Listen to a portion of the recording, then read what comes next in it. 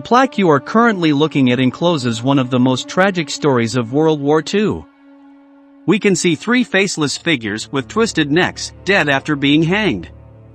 Beside them, the inscription solemnly pays tribute to a group called the Edelweiss Pirates.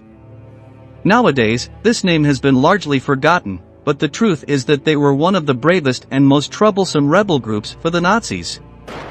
And, hard as it may be to believe, they were composed of teenagers between the ages of 14 and 18. Today, in this new episode, we will tell you everything about the young people who defied Hitler and received the harshest of punishments. To understand this story, we need to go back to 1933. As soon as Adolf Hitler came to power, he set the ambitious goal of placing German society under the orbit of the Nazi Party. In this way, all social and political institutions, whether they were sports clubs, choirs, universities, schools, labor unions, or research centers, were subjected to strict surveillance. It was clear that they had to adapt to the new era, and to do so, they had to embrace the ideals of National Socialism or risk imprisonment and death. Of course, this does not mean that the entire German population became Nazis, but they were compelled to outwardly align with the regime to survive. Many remained opposed to the Führer internally, although there was no conducive environment to express their discontent.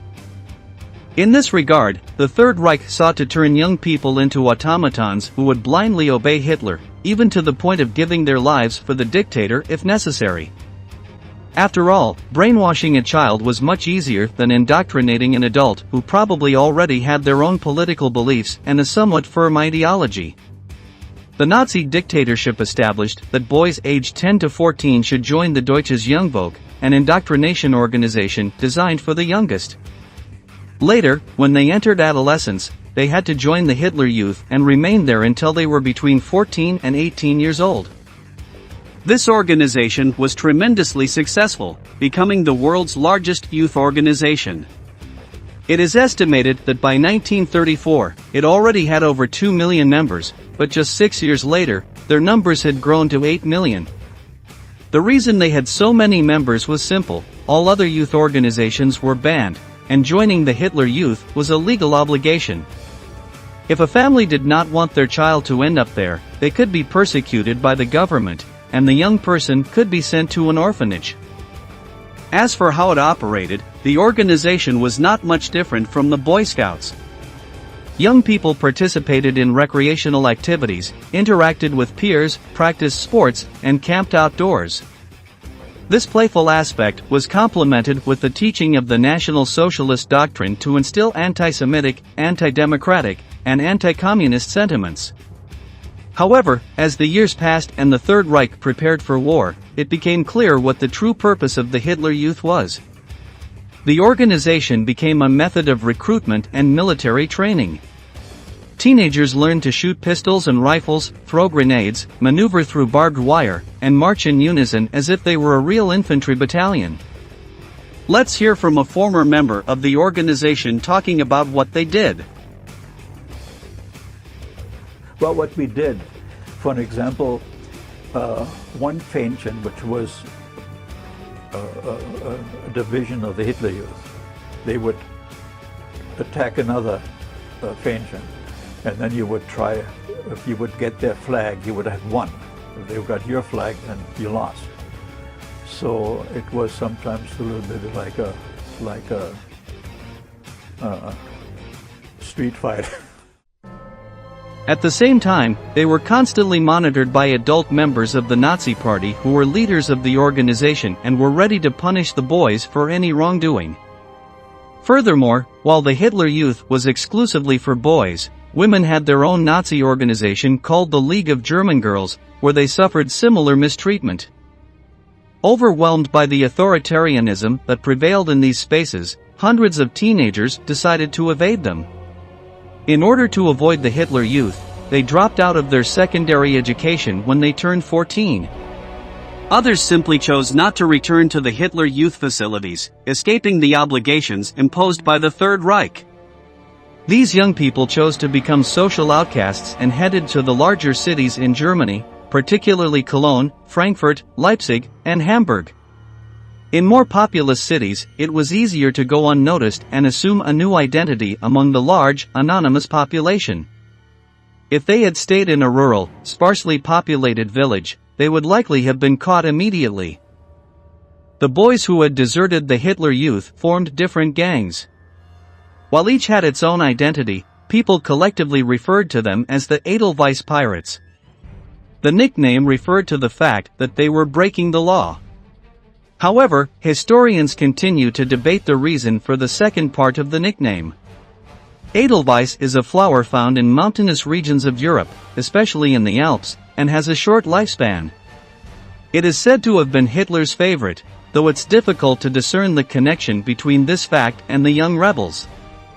Perhaps it had something to do with the youth of its members or the fact that they could meet an early end due to their disobedience. In any case, it is easier to understand how their ranks were composed. Most of the Edelweiss pirates came from the working class, none enjoyed privileged economic positions, and they had fled from the Hitler Youth in search of freedom. In total, they numbered no more than 5,000, and they usually resided in the city of Cologne or its surroundings. This number may seem insignificant, but remember that the French resistance was composed of even fewer people. They were generally male, but there were also women among the pirates who had fled the League of German Girls. They dressed in colorful, vibrant clothes, such as checkered shirts and shorts, and neckerchiefs. They liked to wear their hair a bit longer than was typical at the time. To recognize each other, they used metal insignia on their caps or lapels, allowing them to identify themselves at a glance. The sense of loyalty among the pirates was strong, and for many of them, their fellow pirates were the only family they had, as their parents had been imprisoned by the Nazis or had perished in the war. Ce qui caractérisait les pirates de l'Edelweiss et leur conférait un certain attrait, c'était le fait que filles et garçons participaient à ces excursions. Au sein des jeunesses hitlériennes, par exemple, les jeunes filles étaient dirigées vers la Ligue des jeunes filles allemandes. Les sexes étaient strictement séparés. Les pirates de l'Edelweiss procédaient différemment. On s'amusait et pratiquait ensemble ces activités de plein air. The pirate groups were used to gathering at night in parks, squares, or in the middle of the street. Sometimes they went on camping trips or planned group trips to other cities to visit their comrades. Although these activities did not harm anyone, they were illegal because they had to be carried out within the official Nazi associations.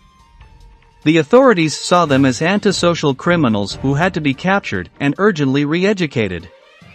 The rebels soon developed a deep hatred for the government, which they saw as an oppressive dictatorship seeking to suppress young people's free thinking. As World War II progressed, the Edelweiss pirates dared to take increasingly bold actions. They ambushed members of the National Socialist Party and beat them, or collected anti-Nazi pamphlets dropped by Allied planes and distributed them to the people. They painted graffiti on the walls of their cities with radical slogans like "Death to Hitler," "The High Command is lying," "Medals are for murderers," and "Down with Nazi brutality." Other acts were so harmful that, if caught committing them, they could consider themselves dead. They provided shelter to Jews to protect them from being sent to concentration camps, helped those who deserted from the German army, and had escaped prisoners of war. Let's see a report from a German officer referring to the young rebels in these terms. "Every child knows who the pirates are, they are everywhere, even outnumbering the Hitler Youth, they beat up our patrols, and they never accept no as an answer." At times, these adolescents dared to carry out armed raids on Wehrmacht camps, from where they obtained weapons and explosives that they later handed over to partisan groups. As expected, the authorities reacted with violence because they could not allow such a challenge from underage children. In the best-case scenario, as long as they were not caught doing something very serious, they were warned in a threatening tone to cease their actions. Sometimes, their heads were shaved, a form of humiliation usually reserved for women who had been unfaithful to their husbands. However, those who were found assisting the enemy could be subjected to a trial and sent to a concentration camp, where death was the only outcome.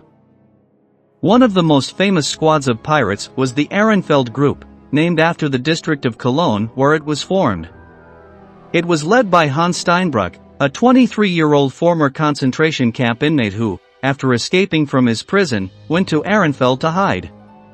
There, he was employed by communists and common criminals in smuggling stolen goods. The fugitive used his connections to the underworld to stockpile weapons and food in the basement of an abandoned house. He also used the house to provide shelter for Jews and deserters. By the summer of 1944, a group of about 100 teenagers came into contact with him and adopted him as their leader. Although Steinbrück was very young, he was older than the others and ended up serving as a father figure to them. The vast majority were orphans who, after losing their families in the war, joined the Edelweiss pirates. Let's hear from an old member of their gang talking about him. C'était notre idole, notre modèle. C'était un vrai meneur, il savait tout faire. Poser une conduite d'eau, monter un mur, installer l'électricité, tout. Il n'était pas du genre à se cacher et à envoyer les autres faire le boulot. Il était toujours devant. The Ehrenfeld Group dedicated themselves to stealing food and vehicles to later sell on the black market. Their most resonant crime was the so-called butter heist, when they seized approximately 3,000 kilograms of butter just as this commodity began to become scarce in Germany. They exchanged it for the sum of 140,000 imperial marks, which constituted a small fortune at the time. Despite the success of the operation, this ultimately sealed their fate. After the theft, the Nazis began searching for them more intensively until, on September 29, 1944, they discovered the basement where Steinbrück stored food and weapons. The leader of the Ehrenfeld Group eluded the Nazis and became a fugitive from justice. With nowhere to go and aware that he was cornered, he devised a plan to launch a Nazi manhunt. He gathered some young Edelweiss pirates, stole bicycles and weapons, and got to work. The first thing they did was go to Steinbrück's girlfriend's house, but when they arrived there, they realized that the place was surrounded by enemies. In the ensuing shootout, a police officer, an SA member, a Hitler Youth member, and a passerby who was mistaken for a Nazi were killed. The rebels escaped with their lives, but their end was near. A few days later, on October 8, they were arrested during a Gestapo raid, which arrested a total of 63 people, including several teenagers. The authorities decided that there would be no mercy for the subversives, so they were sentenced to death without trial. On November 10, 1944, Steinbrück and 12 of his followers were hanged at the Ehrenfeld train station. The image you are seeing right now shows the executioners adjusting the ropes around their necks just moments before the executions. Later, when World War II ended, a plaque was placed at the station to commemorate the Edelweiss pirates who, despite their young age, dared to confront the most brutal regime in history. We have reached the end of the video.